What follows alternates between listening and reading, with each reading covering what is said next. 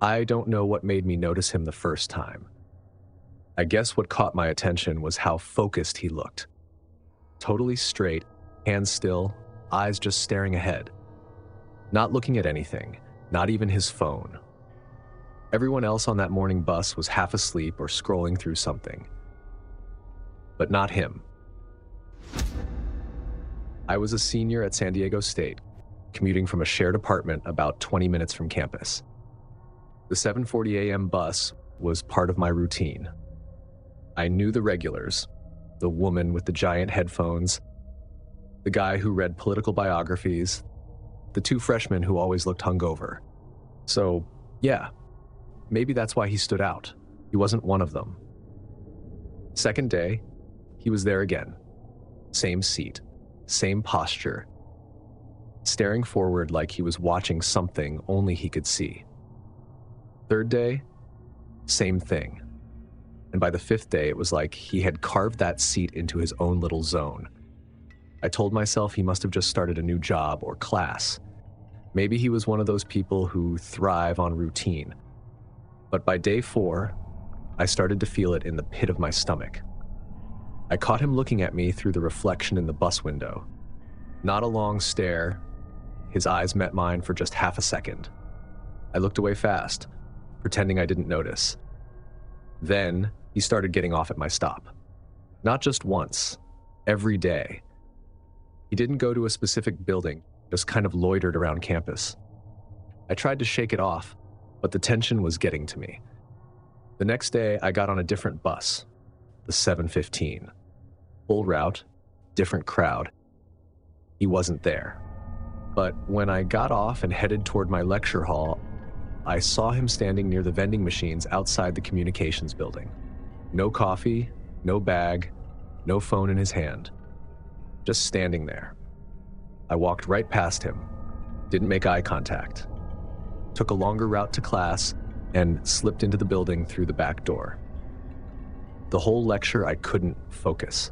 I kept picturing that blank look on his face. That night, I convinced myself I was being paranoid. It's not like I own the bus. People share public transportation all the time. Maybe he had a morning class in the same area. Maybe I was reading too much into a weird coincidence. I didn't want to be the guy who thinks the world revolves around him. But then it kept happening. A few days later, he was near the campus gym. I spotted him across the quad while I was walking with my friend Marco. He was sitting on a bench, same posture, same expressionless stare. I mentioned it casually, like, "Hey, you ever see that guy around before?" Marco looked over and shrugged. "Nah, looks kinda like a TA though." The next time, it was worse. I was walking back to my dorm from the library around 10 p.m. It was one of those nights when the campus is mostly empty. Too late for study groups, too early for the party crowd. I was cutting across the edge of campus when I saw someone ahead of me on the path, just standing under one of the lampposts. It was him. He didn't say anything, didn't move, just watched as I got closer. I slowed down, pretending to check my phone, then turned around and took the long way around. I didn't look back. That night, I told my RA. He said I should report it to campus security. So I did. I told them I thought I was being followed, gave a description, even mentioned the bus. They kept it professional, but they were not exactly alarmed. One of the officers asked if I knew the guy. I said no. He asked if the man had spoken to me or touched me. I said no again. He told me they'd keep an eye out. But without any actual threat, there wasn't much they could do. I started avoiding the bus altogether, borrowed my roommate's bike, changed my routes, didn't go anywhere alone. For a few days, everything seemed okay again.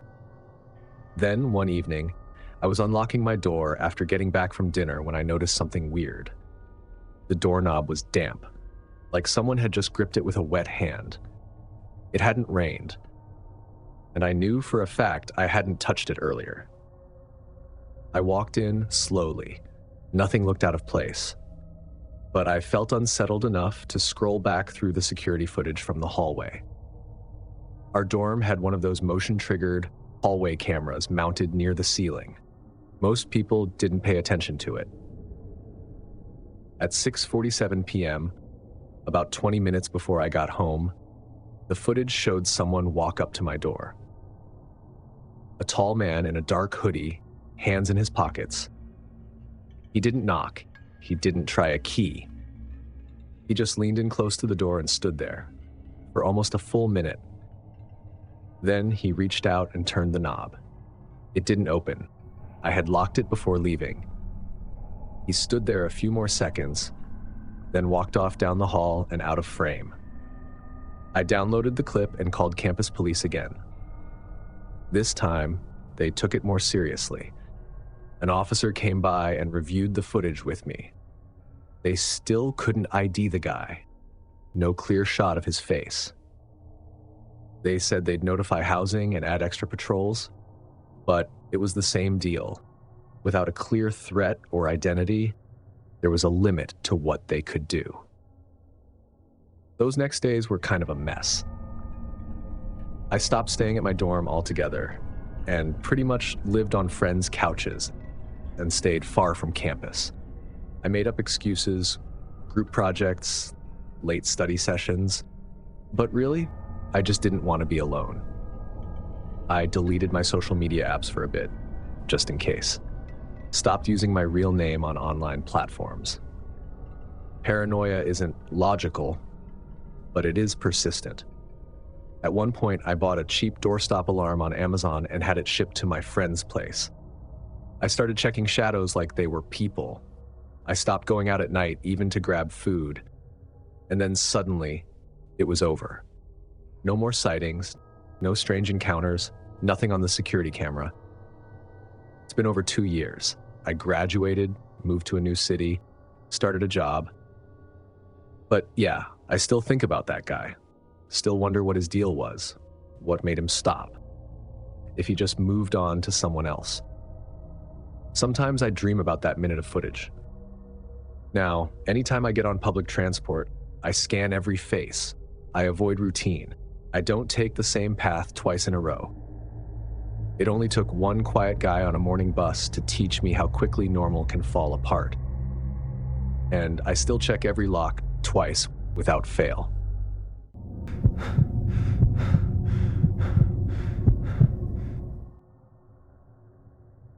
I moved to Portland hoping to start over.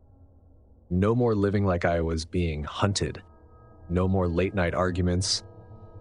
No more wondering if I was the one making things worse. I packed up my car, left California behind, and didn't even tell my closest friends where I was going until I got there. Not because I didn't trust them, but because I didn't want a single thread connecting me to my past.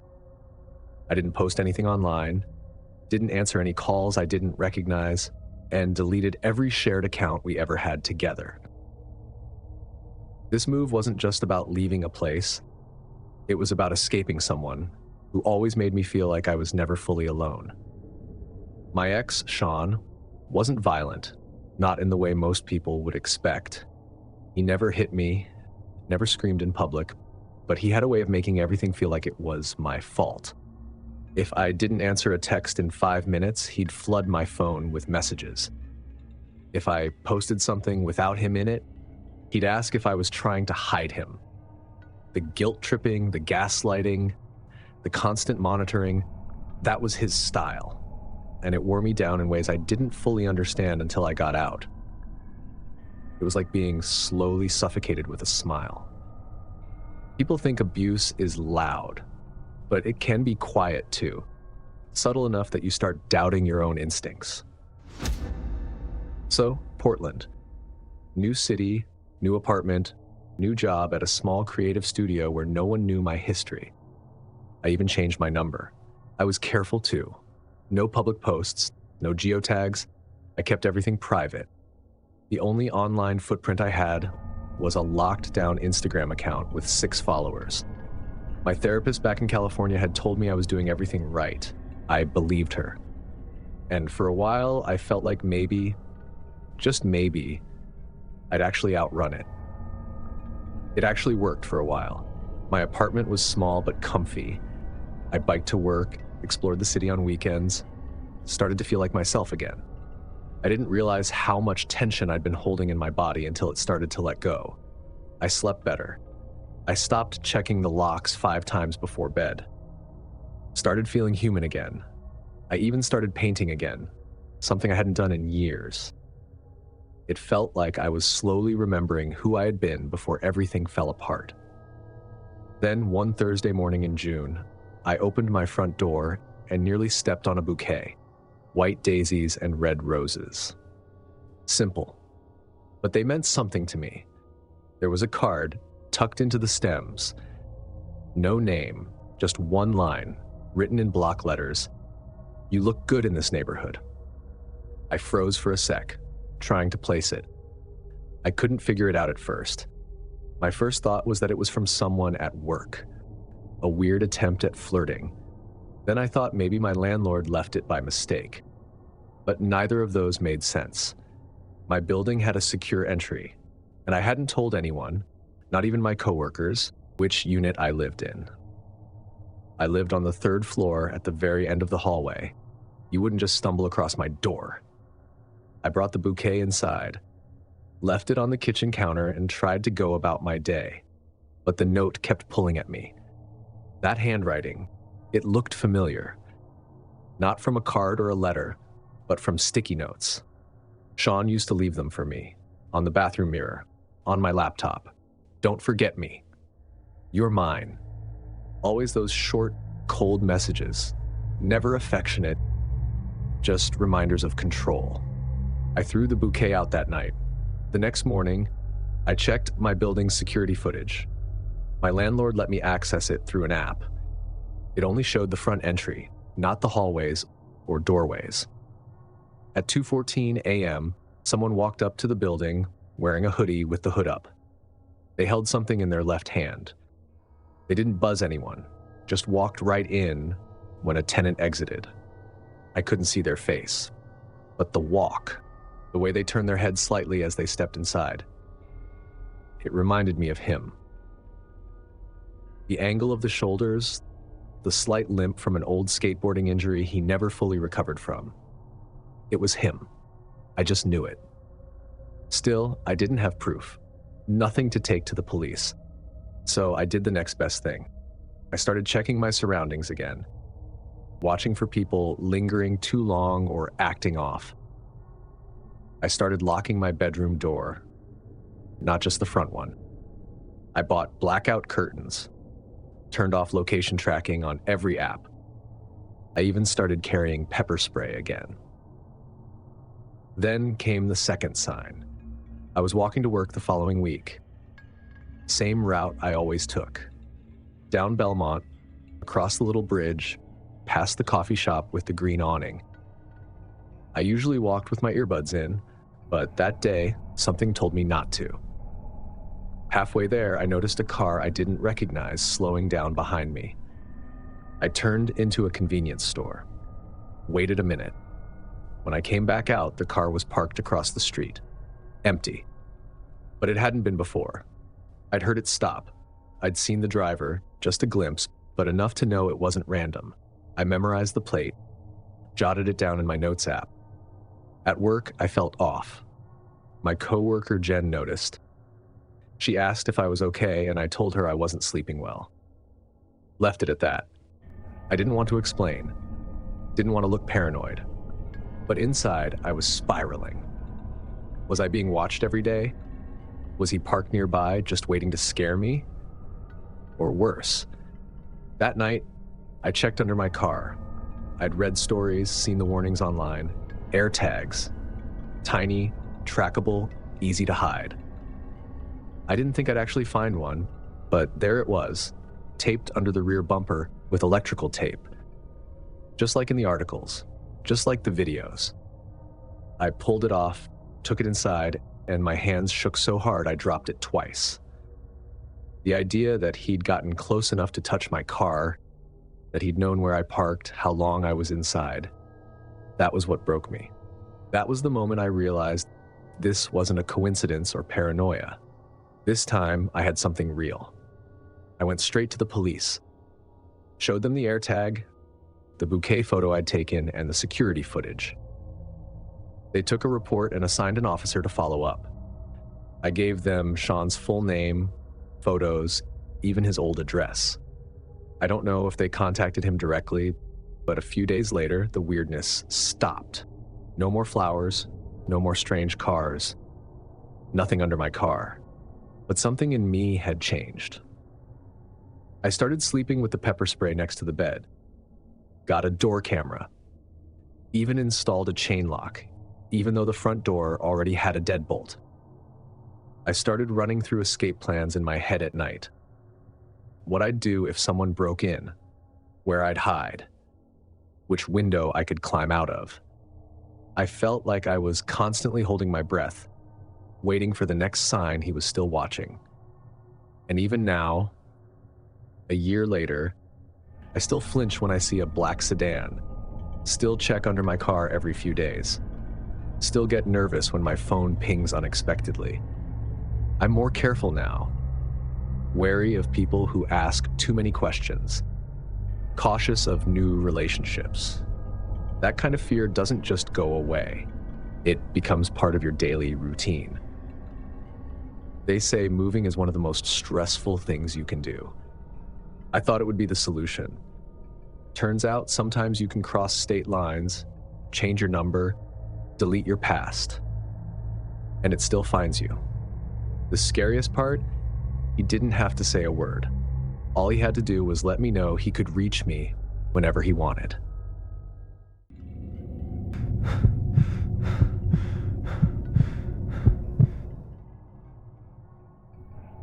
College is weird. It's this mix of freedom and vulnerability that no one really prepares you for. You're technically an adult, but you're still figuring out how to do things like laundry and budgeting and making friends without feeling like you're faking it. I was 19, a freshman at CU Boulder, and like most people in their first semester, I was just trying to figure everything out. I joined a study group for Intro to Psychology, started frequenting the library, and found a little coffee shop off campus that didn't charge $5 for a plain coffee. That's where I met Ian. He was in my psych class. Quiet guy, always sat a couple rows behind me.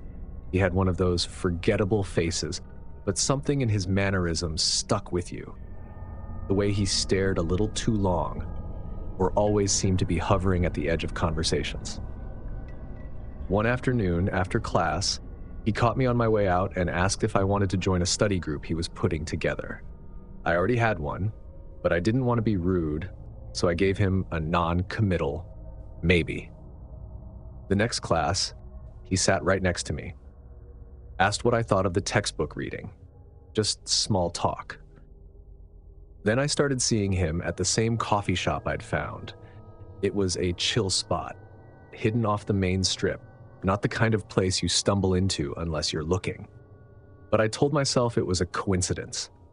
It was Boulder after all, college town, overlapping routines. But then I started seeing him everywhere.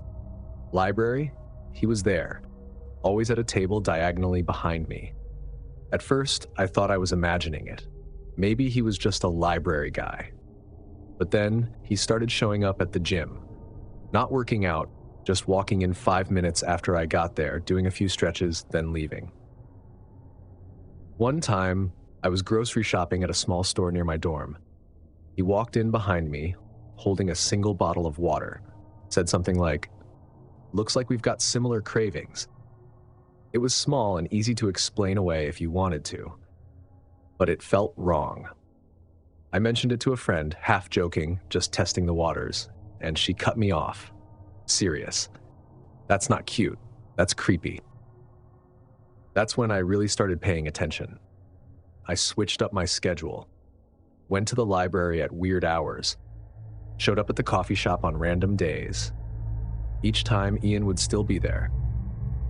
Once, I went to the library at 8 a.m. on a Sunday, figuring it'd be dead quiet. 10 minutes in, Ian walked in holding coffee and gave me a half smile like it was totally normal. Early bird like me, huh? I blocked him on social media. Didn't respond to his DMs. Thought that would send the message. Instead, he emailed me. Short message, sorry if I made you uncomfortable. I just thought we had a connection. Let me know if you change your mind. I didn't answer. A few days later, I started getting letters. Real, physical letters. No return address. My name handwritten on the front. The first one talked about how he missed our conversations, how I made the campus feel less lonely, how he hoped I was doing well. Nothing threatening, technically, but it was unsettling. It felt too personal. Like someone watching me, quietly, from just outside the frame. Then came the photos. Printed photos of me, walking to class, eating outside, sitting in the library. One of them was taken through the window of the coffee shop. I was reading a book with my headphones in, completely unaware. On the back of that photo, he'd written, "You look peaceful when you read." That was the tipping point. I took everything, photos, letters, emails, and went to campus security. To their credit, they took me seriously. Logged everything, scanned his name in the system, confirmed he was in my class. They told me they'd speak to him and that I should avoid being alone where possible. I left that office feeling relieved, like maybe it would finally stop. And for a little while, it did. Weeks passed. No letters, no photos. I stopped seeing him around campus. I even started walking the long route to class again without scanning every face in the crowd. Maybe it was over. Then one afternoon, I was walking back from class and noticed someone standing across the street. Hood up, just standing there watching. I couldn't make out the face, but felt familiar, like someone waiting. I ducked into a nearby bookstore and stayed inside for 20 minutes before checking if the street was clear. A few days later, I went to a student mixer for a writing club I'd just joined. I hadn't told anyone I'd be there, didn't post about it. When I walked in, I scanned the room, just out of habit, and there he was, Ian. In the back, standing near the snack table, acting like he belonged. I lost it. Walked straight up to him and said loud enough for others to hear, "Why are you here? You're not a member. Stop following me. This is harassment." His face went blank. He didn't argue, didn't say a word, just turned and walked out. After that, I changed everything. Dropped the psych class, moved to a different dorm, changed my walk routes, started going to a different coffee shop entirely, and I stopped sharing my schedule with anyone outside my immediate circle. The truth is, what scared me most wasn't just that he followed me. It was how easily he figured out my habits, how quickly someone could learn your entire routine without your consent. All he needed was proximity, a couple of conversations, and silence. That was enough to map my life. I still catch myself checking corners when I walk alone. Still look behind me when I pass windows. I don't know where Ian is now or what he's doing. I just know that someone like that doesn't need to be loud or violent to mess with your peace. Sometimes all it takes is someone who pays too much attention and waits.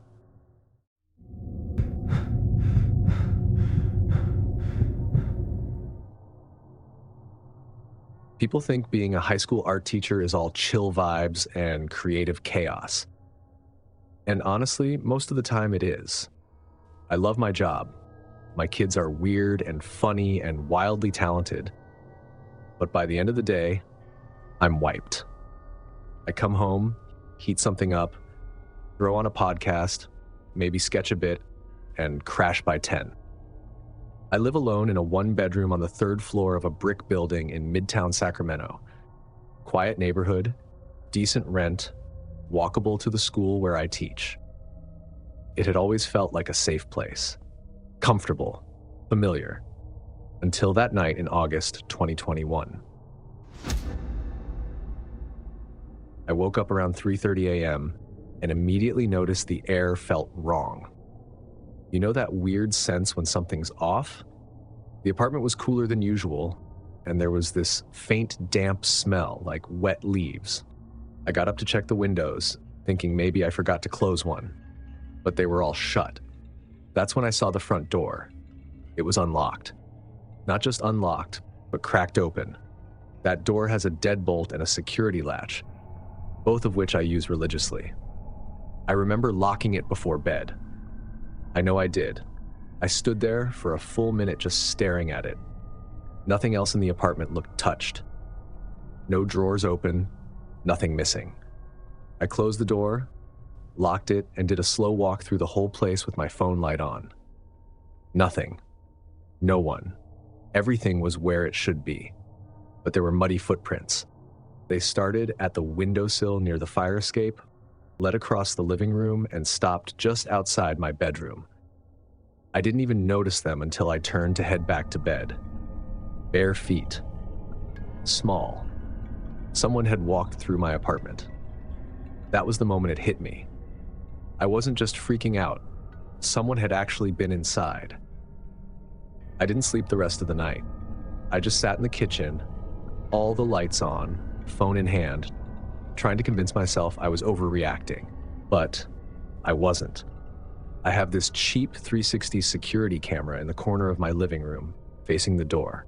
I bought it mostly for package theft, after someone snagged an Amazon box a few months back. I pulled up the footage from the night and started scrolling through. At 2:47 a.m., there she was. A woman, climbing through the fire escape window like she'd done it before.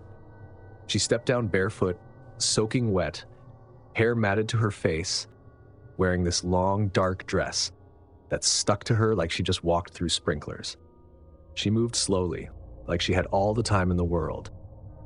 No panic, no hesitation. She walked right past the camera, into the hallway, and didn't come back into frame for nearly an hour.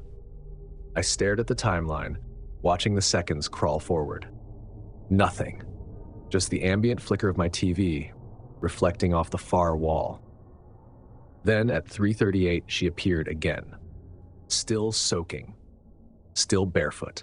She walked down the hall to the front door, opened it, and walked out. Like she hadn't just been inside someone's home. I had to rewind it twice.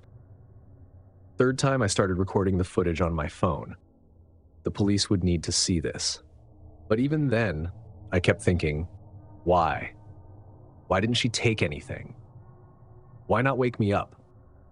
Why wasn't she scared? I clicked through the camera's timeline in 5-minute chunks, trying to see if the hall light flicked on. It didn't. She never opened a cabinet, never touched the TV remote. The silence of it made my skin crawl. She came in just to be there. I went over everything again, trying to calm down. But then I noticed something I hadn't earlier. Right under the sill, half tucked behind the curtain, was a small glass jar. Looked like something you'd find on a dusty shelf in a curiosity shop. Old, slightly cloudy, and sealed tight. Inside it was hair. My hair. Tied into a neat little bundle with red thread. That stopped me cold. I checked the bathroom immediately. One of my old hairbrushes was missing from under the sink. The one I hadn't used in a while but always kept as a backup. That brush had been there earlier in the week. I was sure of it. Didn't make sense. I'd just seen the footage. She came in through that exact window, alone, carrying nothing. This meant that she hadn't come just to watch me sleep. She'd been here before. That was the last straw. I called the police. They actually showed up pretty quickly. 2 officers. They reviewed the footage with me, took photos, and looked around the apartment. One of them recognized her immediately, said she'd been arrested for trespassing a few months back at a downtown gallery. I tried to think, had I seen her before? Talked to her? And then I remembered. There was this summer gallery show 2 months earlier. Local artists. I had a few pieces hanging, including one of a charcoal sketch I'd done of a sleeping figure. Late that night, a woman came in alone. I remember her because she stared at that one piece for a long time, asked me questions like, "Do you think they knew you were watching them?" It was a weird question, but I brushed it off at the time. Artists attract oddballs. It comes with the territory. I didn't give her my name, but she must have gotten it off the placard. From there, it wouldn't have been hard to find my Instagram, portfolio site, my job listing at the high school. She found me. The police opened a case, but they didn't have much to go on. No prints. The footage was too blurry. She kept her head turned or shadowed. The glass jar gave them nothing. No ID, no name stitched in. Just this relic, like she'd dragged it from somewhere forgotten. They canvassed a few nearby businesses to check if she'd been seen, but no one had footage of her arriving. She didn't trigger the building's outer motion lights. It was like she emerged from the fog itself. After that, I couldn't stay. I tried. I changed the locks, added bars to the windows, even installed a motion sensor alarm. But the sense of violation didn't go away. I'd lie awake, staring at the doorway to my bedroom, wondering if she'd been closer than I thought, wondering what she saw while I slept. I kept picturing her, just feet away, silently watching me breathe, knowing she'd been there while I was completely exposed, unaware, defenseless. It shattered any illusion of control I thought I had in my own space. I stopped drawing for a while. It felt pointless. Worse than that, it felt risky, like I was inviting something back in. And every time I picked up a pencil, I saw her face. Or worse, I saw myself, sleeping, vulnerable, frozen in a moment someone else had taken from me. It wasn't just creepy, it was humiliating. Like my privacy had been peeled away and pinned to a wall without my consent. Eventually, I broke the lease and moved across town. Took nothing from that apartment except the essentials. I left behind a few canvases, some old frames, even my favorite chair. It felt like hers now. It's been years, but I don't leave windows unlocked. I don't sketch when it's dark. I keep a flashlight on my nightstand and a heavy chair pushed against the front door. I still teach. I still create, but I've never done another drawing of a sleeping figure, because now I know what it feels like to be the subject. If you also thought the scariest part wasn't being followed, but realizing no one believed you, smash that like button, hit subscribe, and drop how you'd handle being stalked. And if you think lake houses are the ultimate escape to disconnect, let's just say these lake stories will make you rethink that unplug. Click now to watch 4 disturbing lake house horror stories and see for yourself that quiet isn't always empty. Stay ready, stay safe, and I'll see you in the next nightmare.